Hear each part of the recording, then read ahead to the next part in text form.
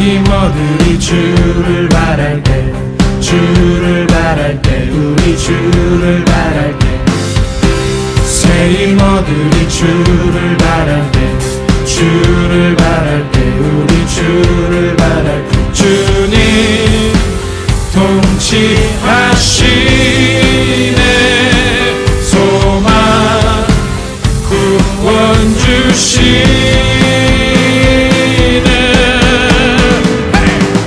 당신은 영원하신 주, 내 영원하신 주, 지치지 않으시는 주님, 약한 자 방패되시며 위로자 되신 주, 독수리 같은 힘 주시네.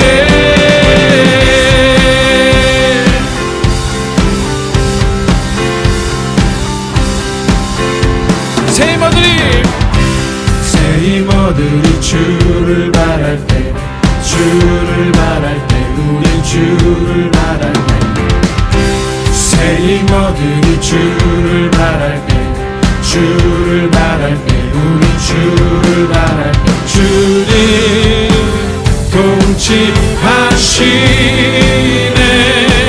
소망 구원 주시네. 당신은 영원하신 주, 내 영원하신 주, 지치지 않으시는 주님, 약한 자 방패되시며 위로자 되신 주, 독수리 같은 힘 주시네.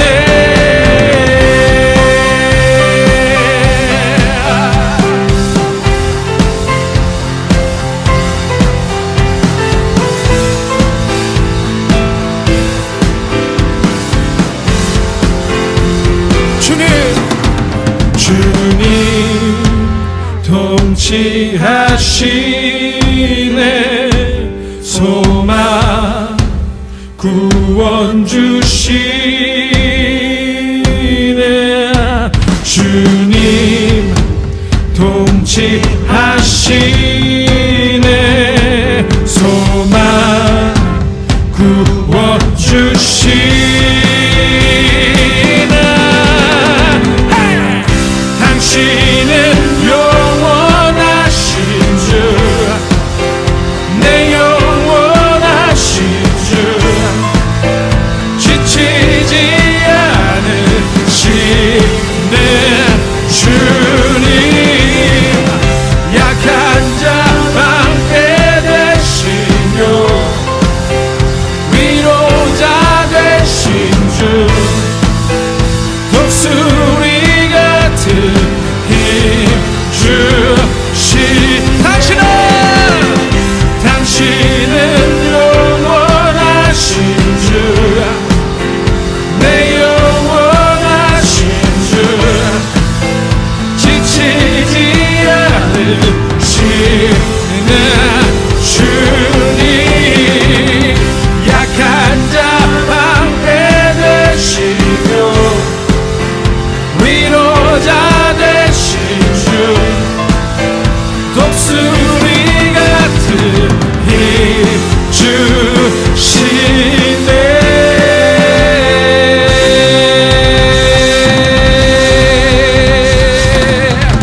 할렐루야.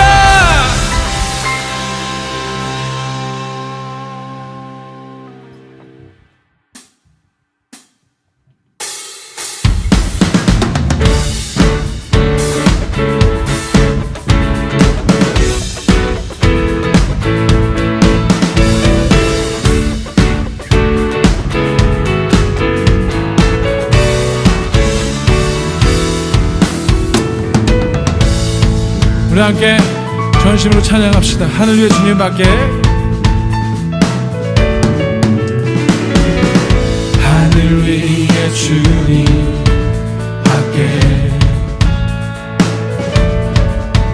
내가 사모할 자 이 세상에 없네. 내 맘과 힘은 믿을 수 없네. 오직 한 가지 그 진리를 믿네. 주는 나의 힘이요, 주는 나의 힘이요, 주는 나의 힘이요.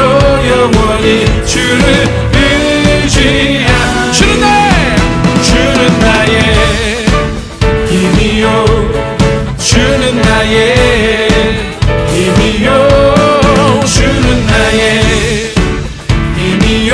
영원히 주를 의지하니, 영원히.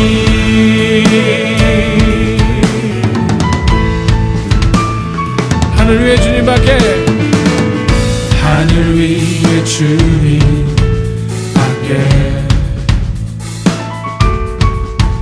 내가 사모할 자 이 세상에 없네. 내 맘과 힘을 믿을 수 없네. 오직 한 가지 그 진리를 믿네. 주는 나의 힘이요, 주는 나의 힘이요, 주는 나의 힘이요. 영원히 주를 의지하니, 주는 나의 힘이요, 주는 나의 힘이요, 주는 나의 힘이요. 영원히 주를 의지하니, 영원히.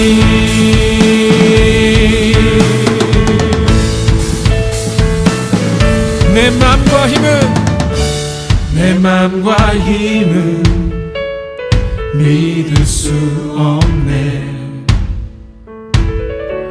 오직 한 가지 그 진리를 믿네. 내 맘과 힘은 믿을 수 없네. 오직 한 가지 그 진리를 믿네. 주는 나의 힘이요, 주는 나의 힘이요, 주는 나의 힘이요. 영원히 주를 의지한 주는 나의 힘이요, 주는 나의 힘이요, 주는 나의 힘이요. 영원히 주를 의지하니, 주를 의지하니, 주를 의지하니, 영원히. 우리 원하신 하나님께 영광 박수 올립시다. 할렐루야.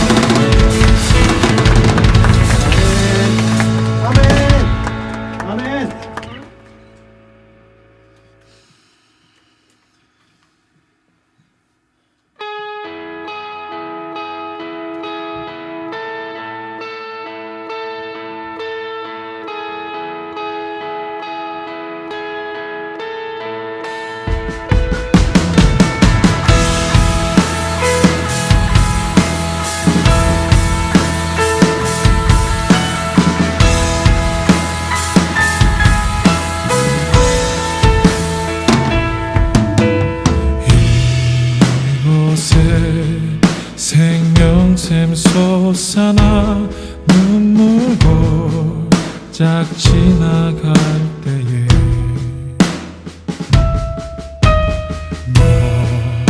사나 열매 맺히고 웃음소리 넘쳐나리라. 꽃들도 구름도 바람도 넓은 바다도 찬양하라 찬양하라 예수를. 하늘을 울리며 노래해 나의 영혼아. 은혜의 주 은혜의 주 은혜의 주.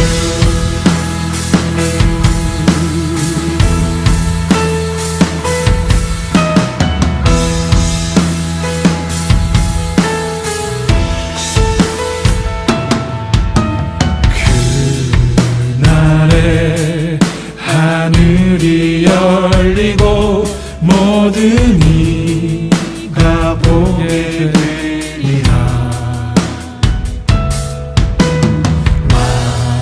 마침내 꽃들이 피고 영광의 주가 오시리라.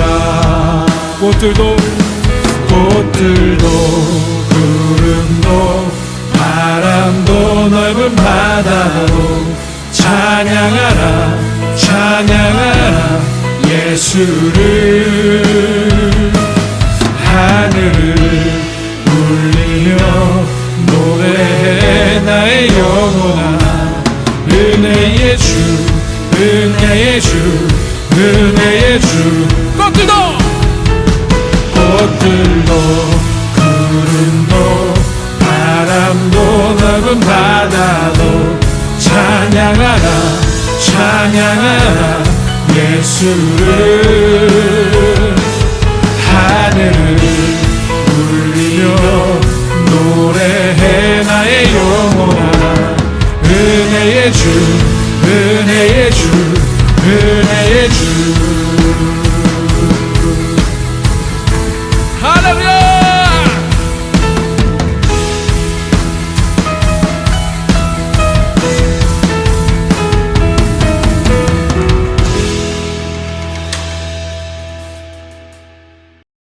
우리의 신앙을 고백하도록 하겠습니다. 나는 전능하신 아버지 하나님 천지의 창조주를 믿습니다.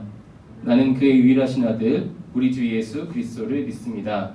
그는 성령으로 잉태되어 동정녀 마리아에게서 나시고 본디오 빌라도에게 고난을 받아 십자가에 못 박혀 죽으시고 장사된 지 사흘 만에 죽은 자 가운데서 다시 살아나셨으며 하늘에 오르시어 전능하신 아버지 하나님 우편에 앉아 계시다가 거기로부터 살아있는 자와 죽은 자를 심판하러 오십니다. 나는 성령을 믿으며 거룩한 공교회와 성도의 교제와 죄를 용서받는 것과 몸의 부활과 영생을 믿습니다. 아멘. 네, 우리의 마음을 모아서 기도하도록 하겠습니다. 하나님 감사합니다. 우리들 예배 자리로 불러주셔서 이 시간 우리가 한마음으로 주님을 예배합니다. 주님의 말씀 가운데 나아가는 이 시간 주님의 말씀이 우리를 거울처럼 비추어서 우리 가운데 필요한 것들을 알게 하여 주옵소서. 회개가 필요한 친구들이 있다면 말씀이 거울처럼 우리를 비추어서 무엇이 잘못되었는지 빛 가운데 드러나게 하시고, 또 위로가 필요한 친구들이 있다면 주님께서 그 사랑의 손으로 어루만져 주시며, 또한 용기가 필요한 친구들이 있다면 성령께서 이 시간 함께 하셔서 삶 가운데 또한 다른 행동들을 할 수 있는 그런 의지와 용기를 더하여 주옵소서. 우리들의 지성을 열어주시길 소망합니다. 하나님의 말씀을 잘 이해하게 하시고 우리들의 감성을 열어주셔서 그 가운데 있는 하나님의 사랑을 느끼게 하시며 우리의 의지를 열어주셔서 그 받은 은혜를 가지고 살아가서 우리 삶 가운데 열매를 맺을 때까지 주님께서 함께하여 주옵소서. 예수님의 이름으로 기도합니다. 아멘. 네, 오늘 우리에게 주시는 하나님의 말씀은 신약 성경 고린도전서 1장 22절에서 25절의 말씀입니다. 제가 성경 봉독하도록 하겠습니다. 유대인은 표적을 구하고 헬라인은 지혜를 찾으나 우리는 십자가에 못 박힌 그리스도를 전하니 유대인에게는 거리끼는 것이요 이방인에게는 미련한 것이로되 오직 부르심을 받은 자들에게는 유대인이나 헬라인이나 그리스도는 하나님의 능력이요 하나님의 지혜니라. 하나님의 어리석음이 사람보다 지혜롭고 하나님의 약하심이 사람보다 강하니라. 아멘. 이것은 하나님의 말씀입니다. 오늘은 그 신앙의 기초 그 두 번째 시간입니다.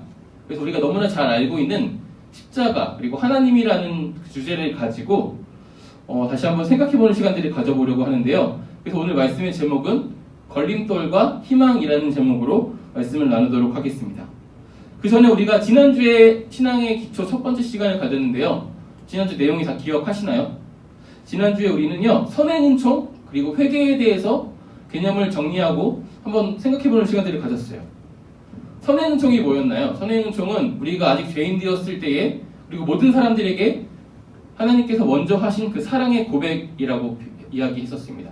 그래서 우리의 이성과 감정과 양심 그리고 자유의지 이런 것들을 더하여 줘서 하나님이 우리 가운데 계시하신 것을 우리가 알 수 있게 하시는 것이다. 이렇게 정리를 했었고요. 회개는 이 하나님의 사랑의 고백에 대한 인간의 반응이다. 그래서 이 사랑의 고백에 응답할 것인지 아니면 거절할 것인지 결정하는 것이 바로 회개이다라고 이야기를 했었습니다. 그러면서 우리가 이야기했었어요.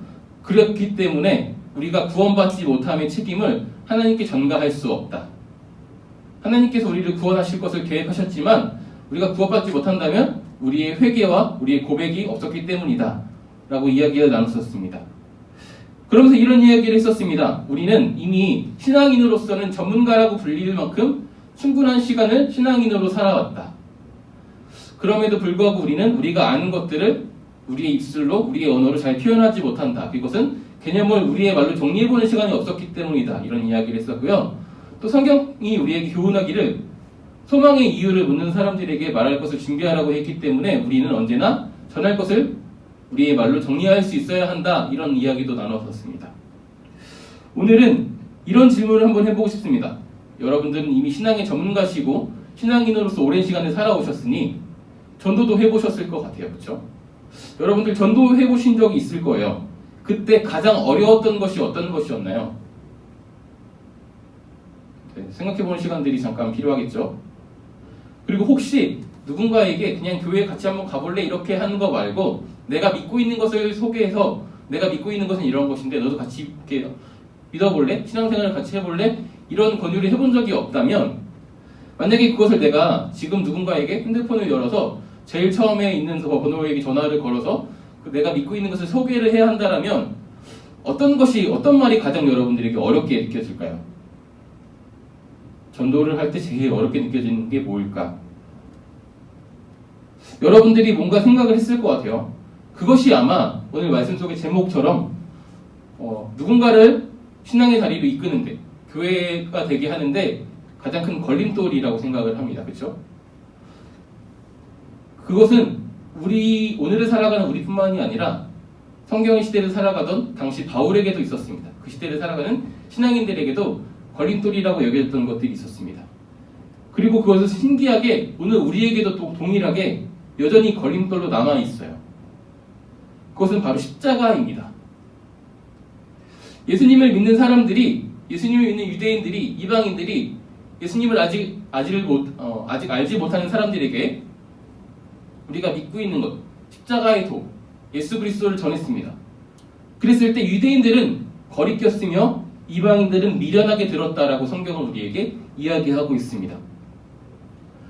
여러분들도 이렇게 생각해 볼 수 있을 것 같아요. 이 사람들처럼 우리가 믿고 있는 것, 신앙의 핵심, 십자가, 예수 그리스도에 대해서 여러분들의 친구 혹은 가족 아니면 지인에게 전달을 했을 때 그 사람들은 그것을 듣고 어떻게 생각을 할까요? 어떻게 반응을 할까요? 아니, 듣기는 할까요? 이런 생각을 해보신 적이 있을까요? 그런데 이런 생각도 해본 적이 있습니다. 그 사람들의 반응과 상관없이 우리가 그 사람에게 뭔가 전달하는 것을 주저하게 만드는 것은 아마도 내가 믿고 있는 말을 전달했을 때 그 사람의 반응이 두려워서일지도 모르겠다.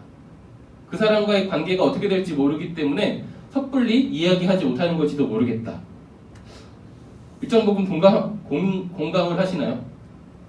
그래서 실제로 저도 그렇고요. 많은 신앙인들이 오히려 모르는 사람에게 전도를 하는 것을 더 쉽게 생각을 합니다. 소위 말하는 노방전도라고 이야기하죠. 길 가는 사람들에게 말을 건네서 믿고 있는 것을 설명하는 거예요. 이게 오히려 쉽게 여기는 경우들이 있어요. 저도 이런 전도 훈련을 받아본 적이 있습니다. 대학생 시절에 이런 훈련을 받아봤는데요. 그 당시에 이제 한번 나가면 누군가한테 이렇게 한번 내가 믿고 있는 것을 처음부터 끝까지 다 전달할 때까지 계속 그 일들을 하는 거예요. 말을 건네고 여러분들도 누군가 여러분들에게 말을 건네서 전도를 했던 경험들이 아마 있었을지도 모르겠어요. 그 과정 중에 꼭 들어있는 과정이 뭐냐면요, 내 지인 중에 몇 명을 섭외를 해서 그 사람에게 전도를 하는, 그 사람에게 복음을 전하는 그런 과정이 꼭 있습니다. 모르는 사람에게 어떤 사람인지 사연도 모르고 말을 건네는 것도 힘든데, 그 사람은 나를 만나러 왔고 카페에 앉아 있고 아니면 그 사람이 일하는 곳에서 기다리고 있고 그 사람이 집에서 기다리고 있어요. 그럼 오히려 말하기가 쉬워야 되는데 한 번, 두 번 해보면 그게 더 어렵다라는 것을 알게 됩니다. 그래서 오히려 아는 사람에게 전도를 하기보다 모르는 사람이 들을 때까지 우리가 돌아다니자 이렇게 판단하는 경우가 더 많이 있었습니다. 이런 맥락으로 생각을 해보면 이 십자가는요, 복음을 듣는 사람이나 전하는 사람 모두에게 걸림돌이 아닌가 생각을 해봅니다. 그런데 생각을 해볼 수 있습니다. 당시를 살아가던 신앙인들은요, 우리처럼 생각하지 않았던 것 같아요. 바울만 해도 그렇죠. 바울은 당시에 굉장히 지식인이었어요. 누구도 그 사람한테 지식을 가지고 손가락 찰 수 없을 정도의 그 학벌을 가지고 있었잖아요. 그리고 우리는 모두 알고 있죠. 바울이 굉장히 똑똑한 사람이었다라는 것을. 그 사람의 고백이잖아요. 예수님을 믿는 그 도 외에 다른 것을 배설물로 여길 만큼 십자가의 도를 자랑했던 사람이 바로 바울이었습니다. 그렇죠? 바울뿐만이 아닙니다. 십자가의 도를 전하다가, 이 십자가를 전하다가 죽어간 사람들이 굉장히 많이 있습니다. 심지어 우리가 이 시간 예배하고 있는 것들도 낯선 땅에 와서 누군가 십자가의 복음을 전하다가 죽었기 때문에 가능한 거 아닌가요? 그 사람들이 흘린 피 위에 우리가 신앙을 이어받아서 이 시간 예배하고 있는 것입니다. 그렇죠? 그 사람들에게는요, 이 십자가가 걸림돌이 아니었던 것 같아요. 도리어 희망이었다라고 생각을 합니다. 그들은 희망을 심었고 그 희망의 열매가 바로 저와 여러분이 된 것이죠. 십자가가 걸림돌로 느껴진다면, 희망으로 느껴지지 않는다면 오늘 우리가 무엇을 놓치고 있는지 우리에게 너무나 익숙한 십자가지만 다시금 곰곰이 생각해보는 시간을 가질 필요가 있습니다. 십자가는요, 우리가 아는 것처럼요, 고대 시대의 사형 방법 중에 하나였습니다. 그렇죠? 속옷까지 모두 벗겨진 채로 십자가를 메고 자기가 달릴 곳까지 십자가를 끌고 가야 하는 그런 굉장한 수치를 겪었던 형벌 중에 하나였고요. 하루 이상의 극심한 고통 속에서 근육 경련과 질식으로 인해서 서서히 죽어가야 하는 그런 잔인한 형벌이었습니다.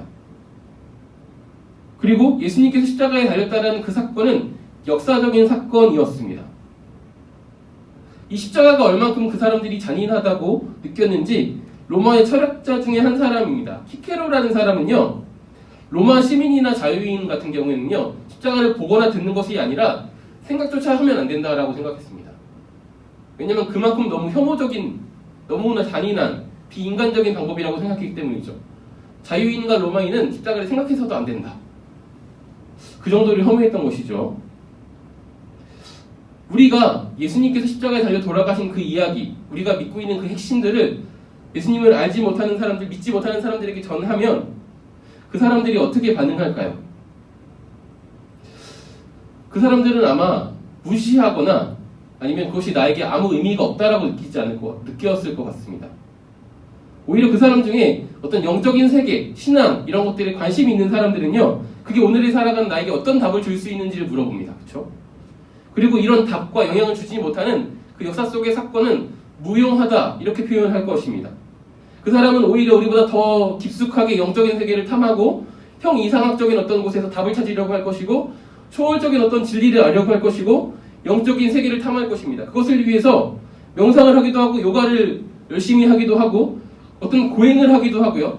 그래서 어떤 초월적인 경험들을 하고 그것을 체계화해서 전수하기도 합니다. 이런 생각도 해봤습니다. 오늘날 교회가 가장 영적인 것에 뒤처져 있다. 영적인 이야기를 하지 않는다. 저는 그렇게도 생각이 들었습니다. 그 사람들에게 이 십자가는 과거에 있었던 역사적인 사건이나 어떤 형벌의 제도, 잔인한 가학적인 어떤 사건이지 희망이나 영향이 되지 않았던 것이죠. 이것이 우리들의 신앙의 선배들에게 희망이 될 수 있었던 이유가 무엇인지 두 가지를 정리를 해봤습니다. 첫 번째는요, 그 사람들은 자기를 스스로를 잘 알고 있었습니다.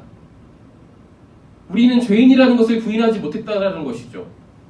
그리고 죄인인 우리는 우리 스스로를 구원할 수 없다라는 것을 부인하지 않았고요. 우리는 죄가 있기 때문에 죄 없는 하나님께 나아갈 수 없다라는 것, 그냥 나아가면 죽을 수밖에 없다는 것을 부인하지 않았습니다. 그래서 예수 그리스도 외에는 하나님께로 나아갈 수 있는 방법이 없다라는 것에 모두가 동의했습니다. 그래서 예수님이 아니고서는 신적인 지혜를 알 수 없는 것이죠.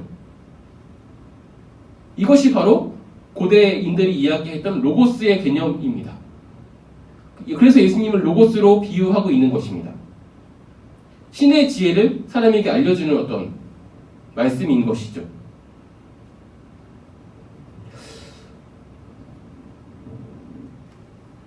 우리는 이제 죄인이라 결국은 죽을 수밖에 없고 죽음 이후에는 분명한 형벌이 기다리고 있다는 것을 부인하지 않는 사람들, 이 사람들에게는 이 십자가가 희망이 될 수 있는 것입니다. 가능성이 없는 것의 유일한 가능성이라고 이야기하면 그것이 희망이 되는 것이죠. 그것을 알 때 우리는 비로소 십자가가 우리에게 희망이라는 것을 절절하게 느낄 수 있습니다. 만약에 오늘을 살아가는 우리가 십자가가 나에게 어떤 울림도 없고 그냥 이 사람들과 똑같이 역사적인 어떤 사건이었고 내가 알고 있는 어떤 지식적인 동의할 수 있는 그런 기록이었다면 오늘 내가 나를 어떻게 생각하는지를 한번 돌아봤으면 좋겠어요. 아마 하나님을 의지하지 않고 나를 내가 잘 살 수 있다라고 믿고 있는 다른 사람들과 동일하게 생각하고 있을지 않을지 모르겠습니다. 많은 사람들, 그리고 오늘을 살아가는 다른 사람들은요, 절대적인 것이 없다고 생각합니다. 다 상대적인 방법이 있고 다 자기만의 길이 있다라고 생각합니다. 이것을 정의하는 게 포스트 모던이라는 시대의 어떤 정리이지 않습니까? 이 사람들은요, 상대적인 시대를 살아가다 보니까 죄에 대해서도 굉장히 관대합니다. 죄도 상대적인 것이죠. 그래서 스스로 죄인이라는 것을 인정하기가 많이 어렵습니다. 그래서 우리가 그 사람들에게 십자가를 전했을 때 그 사람은 내가 죄인이라고 스스로 느끼지 않기 때문에 이것에 희망이라고 느끼지 못하는 것이죠. 반면에 우리들은 스스로를 죄인이라고 고백하는 사람들이 있지 않습니까? 교회는 심지어 죄인들의 공동체잖아요. 그래서 사실은 이 안에서는요, 누구도 교만하거나 다른 사람들을 정죄하거나 판단할 수 없습니다. 왜냐하면 가장 스스로 죄인이라고 생각하는 사람들이 모여있기 때문입니다. 우리가 할 수 있는 유일한 것은 우리가 희망이라고 믿고 있는 그 십자가를 이야기하는 것이겠죠. 오늘 우리들의 대화 속에 십자가가 빠졌다면 어쩌면 우리가 우리 스스로를 죄인으로 생각하지 않고 의롭다고 여기고 살아가고 있을지도 모르겠습니다. 두 번째는요, 십자가의 도가 희망인 이유는요, 우리는 그 십자가 안에서 어떤 의미를 발견합니다. 그 의미가 무엇이냐면 바로 하나님의 사랑입니다. 예수님은요, 우리를 구원하기 위해서 십자가를 지셨습니다. 또 하나님께 순종하기 위해서 그 십자가를 지셨습니다. 이것은 단지 역사 속에 기억할 만큼 인상 깊은 한 사건이 아니고요, 오늘 우리에게 주는 의미가 있는 사건인 것이죠. 우리가 그 사랑의 고백을 받았거든요. 나를 향한 고백이라는 것을 이미 알고 있거든요. 그래서 그것이 우리들에게 희망이 되는 것입니다. 이 십자가의 사건이요, 우발적인 어떤 상황에서 드러나는 사랑의 표현이거나 아니면 평소에 신념이 드러나서 위기에 처한 사람들을 대신해서 자기의 목숨을 건네준 사건이라도 우리들에게는 감동이 있었을 것이고 울림이 있었을 거예요. 우리가 실제로 뉴스를 통해서 접하잖아요. 아이를 살리기 위해서 그 부모가 아이를 감싸고 죽었다라는 그 뉴스의 기사를 볼 때나 아니면 자기와 상관없는 사람들을 살리기 위해서 지하철 철로에 뛰어들어서 그 사람을 살리고 죽었다라는 어떤 사람들의 모습을 볼 때 우리는 그 사람의 영웅심과 그 사람들의 그 사랑에 감동하기도 하고요. 우리에게 많은 울림을 줍니다. 그렇죠? 그럼에도 불구하고 오늘 이 예수님의 십자가의 사건은 그런 사건이 아니라는 것을 우리는 기억할 필요가 있습니다. 이것은 철저하게 계획된 사건입니다. 성경을 통해서 성경의 많은 예언자들의 목소리를 통해서 우리는 기억할 수 있습니다. 이것은 하나님이 계획하신 사건이다. 스스로에게 그리고 우리들에게 약속하신 사건이다. 우리를 구원하겠다라는 이 약속 말입니다. 그래서 우리는요, 더더욱 여기서 희망을 발견할 수 있습니다. 나를 구원하기 위해서 자기의 생명까지 주신 이가, 이 구원하겠다라는 약속을 지키기 위해서 자기의 생명을 주신 이가 말씀하신 것처럼 틀림없이 우리를 구원할 것이다라는 희망을 갖게 되는 것이죠. 그때 우리에게 십자가는 희망이 되는 거라고 생각합니다. 그리고 이 십자가의 도를 이야기할 때, 이 십자가를 이야기할 때 하나님을 이야기하지 않을 수가 없습니다. 하나님은요, 사람을 하나님의 형상으로 창조하셨습니다. 그렇죠? 그리고 스스로 사람이 타락해서 하나님의 형상을 잃어버리고 자신과 멀어지는 것을 경험하셨던 분입니다. 그때 하나님께서는 한 예언을 하십니다. 그것이 창세기 3장 15절에 나와 있는 예언인데요. 뱀에게 하신 말씀입니다. 내가 너로 여자와 원수가 되게 하고 내 후손도 여자의 후손과 원수가 되게 하리니 여자의 후손은 내 머리를 상하게 할 것이요 너는 그의 발꿈치를 상하게 할 것이니라 라고 말씀하셨습니다. 하나님은요, 이때부터 우리와 관계를 회복하기 원하셨습니다. 우리를 구원하기 원하셨고요, 우리에게 하나님의 형상을 회복시키기 원하셨습니다. 우리가 알듯이 하나님은 사랑이 많으시고 사랑 그 자체셔서 우리를 구원하기 원하시는 하나님이십니다. 우리에게 깨어진 하나님의 형상을 다시 한번 회복시켜 주시기 원하고요, 하나님과의 관계, 이 사랑의 관계를 다시 한번 회복시키시길 원하시는 분이십니다. 하지만 우리가 또한 알듯이 하나님은 공의로우신 하나님이십니다. 사람의 죄를 모른 척할 수 없고 내버려둘 수 없는 것이죠. 이 문제를 해결한 사건이 바로 십자가지 않습니까? 그래서 십자가에는요, 하나님의 공의와 사랑이 다 담겨 있습니다. 죄의 값을 지불하는 공의와 자기의 죽음으로 그 값을 대신하는 사랑이 담겨 있는 곳이 십자가입니다. 그래서 우리는 십자가를 바라볼 때 그 사랑을 볼 수 있어야 합니다. 우리가 하나님에 대한 주제를 다룰 때 하나님에 대한 주제가 성경 전반에 다 있기 때문에 사실 너무나 오랜 시간이 걸려요. 그래서 일일이 다 언급하지 않을 겁니다. 하나님에 대한 다른 여러분들의 은혜들, 예를 들면 창조하신 하나님, 무소부지하신 하나님, 전능하신 하나님, 우리와 함께 하시는 하나님, 우리를 연단하시고 복을 주시는 하나님, 이런 하나님에 대한 내용들은요, 여러분들이 앞으로 계속 성경을 읽어가면서 여러분들이 경험했으면 좋겠습니다. 그 하나님 한 분을 한 분을 만나보는 그런 하나님의 다른 모습들을 경험하게 되는 그런 어떤 재미들도 여러분들의 신앙 가운데 있었으면 좋겠습니다. 그 성경을 읽을 때 오늘 이 말씀이 나에게 어떤 의미를 주는지도 중요하지만 이 말씀 속에서 하나님을 어떻게 묘사하고 있는지, 하나님이 어떤 일을 하셨는지, 어떤 분인지를 또한 인지하는 것도 굉장히 중요합니다. 그런 것들도 같이 고려하셔서 여러분들이 성경을 읽는다면 더 재미있게 읽을 수 있을 거라고 생각을 합니다. 그때 하나님에 대해서 더 알게 될수록 더 사랑할 수 있게 되는 그런 은혜들이 여러분들에게 있기를 소망합니다. 오늘은 그런 다양한 하나님의 모습 말고요, 우리는 그냥 단지 공의와 사랑의 하나님, 그리고 이 십자가를 통해 전하신 그 사랑에 대해서 상기하는 것으로 만족하는 시간들을 가졌습니다. 지금까지 우리가 십자가와 하나님이라는 주제로 이것이 우리에게 걸림돌이 되었던 이유가 무엇인지, 어떻게 하면 이것이 다시 한번 우리에게 희망이 될 수 있는지를 생각해보고 우리를 돌아보는 시간들을 가졌습니다. 여러분들에게 지금 묻고 싶어요. 여러분들에게 지금 십자가는 희망인가요? 사랑의 상징으로, 사랑의 고백으로 내게 느껴지시는가요? 아니면은 그냥 익숙한 어떤 말로 느껴지시나요? 만약에 후자라면 오늘 이 시간부터 다시 한번 기도했으면 좋겠습니다. 하나님께서는 우리를 우리보다 더 잘하시는 하나님이시죠. 그렇죠? 그렇다면 나의 사랑의 언어를 알고 계시는 하나님이실 거라고 생각합니다. 그렇게 기도했으면 좋겠어요. 기도할 때 하나님께서 나의 사랑의 언어로 하나님의 사랑을 알게 하여 주옵소서. 네. 그렇게 하면 여러분들이 좀 더 여러분의 삶의 자리에서 하나님의 사랑을 알 수 있을 것 같아요. 그래서 여러분들이 사랑받은 티가 많이 나는 사람들이었으면 좋겠습니다. 사랑을 많이 받은 사람은 좀 티가 나잖아요. 그렇죠? 뭔가 좀 부드럽기도 하고 되게 단단해 보이기도 하고요. 뭔가 옆에 있으면 티가 같이 납니다. 어떤 건지 알지 않아요. 그렇죠? 그런 사람들이 됐으면 좋겠어요. 그래서 누군가 위로가 필요하거나 어떤 삶에 어려움이 있을 때 여러분들이 생각나는 그런 한 사람 한 사람이었으면 좋겠습니다. 내가 사랑이 충분하지 않은데 그런 일을 하면요, 굉장히 피곤해집니다. 그렇기 때문에 여러분들이 하나님의 사랑을 매일매일 매순간 경험했으면 좋겠습니다. 그것을 우리가 알 수 있는 방법은요, 저는 우리들의 기도의 내용이라고 생각을 합니다. 우리가 하나님의 사랑, 십자가를 이해할 때 또한 우리가 죄인이라는 것을 부인할 수 없게 됩니다. 그렇죠? 그럼 그 안에 우리는 매일매일 우리는 회개를 할 수밖에 없는 사람들이 됩니다. 우리들의 기도의 제목과 내용들을 살펴봤을 때 만약에 더 이상 회개하지 않는다면, 나의 입술에 십자가가 없다면, 그것이 나에게 희망처럼 느껴지지 않는다면 다시금 우리가 하나님께 기도해야 할 때라고 생각합니다.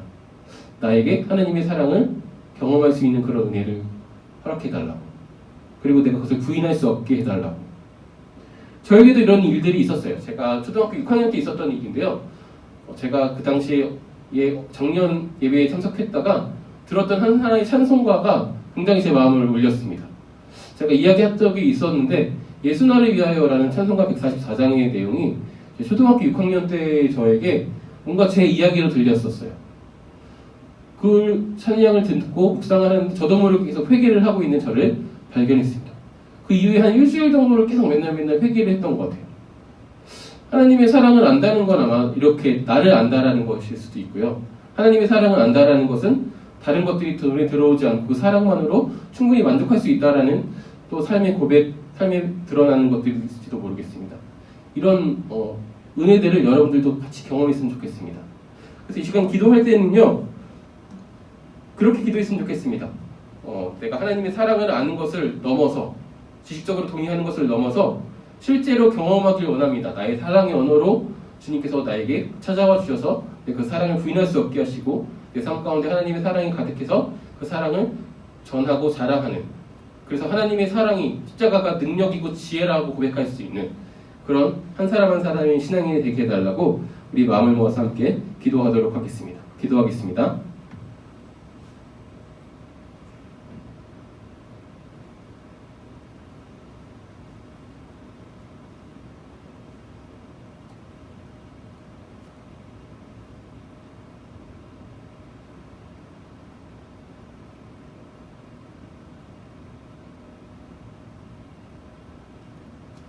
하나님 감사합니다. 이 십자가와 하나님, 정말 신앙의 기초이자 가장 중요한 것들을 다시 한번 상기하고 오늘 나에게 십자가가 어떤 의미로 다가오는지 스스로 돌아보는 시간들을 가졌습니다.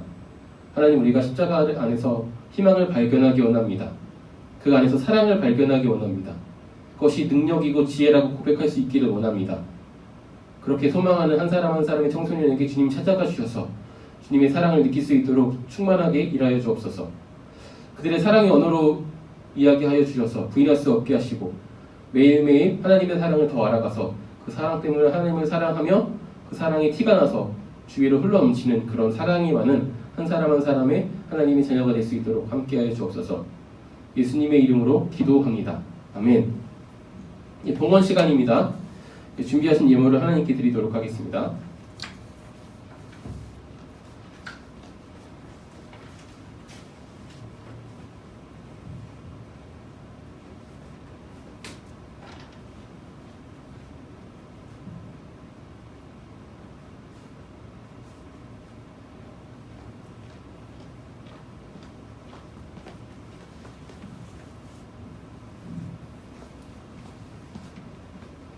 네, 봉헌 기도하겠습니다. 하나님 감사합니다. 하나님이 우리에게 주신 재물 중에 일부를 다시 주님께 돌려드립니다. 이 안에 우리들의 마음과 삶을 담습니다. 주님께서 응답하여 주셔서 우리가 주님께 드리는 것으로 하나님의 나라와 주님의 몸된 교회와 주님의 사랑을 전하는 그 일에 사용될 수 있도록 함께하여 주옵소서. 혹시 빈손으로 나와서 민망하게 여기는 친구들이 있다면 그들에게도 주님께서 물질을 주셔서 주님 안에서 바치며 쓰며 도우며 사는 기쁨을 누리게 하여 주옵소서. 예수님의 이름으로 기도합니다. 아멘. 주님 가르쳐 주신 기도로 오늘의 예배를 마치도록 하겠습니다. 하늘에 계신 우리 아버지, 아버지의 이름이 거룩하게 하시며 아버지의 나라가 오게 하시며 아버지의 뜻이 하늘에서와 같이 땅에서도 이루어지게 하소서.